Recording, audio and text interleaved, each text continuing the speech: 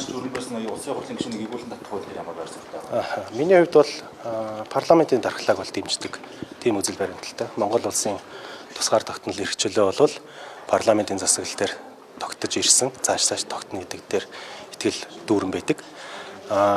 Ёс зүйн асуудлыг хуульчлна гэж байгаа нь энэ бол коммунизм эргэж ирнэ гэж би бол бодож байна. Харин гэмтэрэгт холбогдсон ч юм уу те хууль зөрчсөн ийм зүйлүүд бол одоогийн хуулиараа бол ерөнхий прокурор саналаа гаргаад хурлын гишүүнийг эргүүлэн татах боломж нь бол хуулиараа бол нээлттэй байгаа. Тэгэхээр ёс зүй гэдэг зүйлийг одоо яаж хэмжих вэ гэдэг чинь нийгмээсээ, цаг хугацаанаас, хүнээсээ, намаасаа хамаарах шалгоондоо байдаг тийм ээ. Тэгэхээр ёс зүйг хэмжээд эхлэх юм бол коммунизм эргэж ирнэ гэсэн тийм л байр суурьтай байна да. Тэгээ авчруулах агуулга нь бол эрүүгийн одоо хэрэгт холбогдох юм бол гэсэн нэг заалт байгаа тийм. Тэрийг бол би дэмжиж байгаа. Бусад тэр ёс зүй гэдэг зүйлийг бол ер нь олон улсад тийм ёс зүйгээр хэмждэг бол за хойд солонгос л байна да.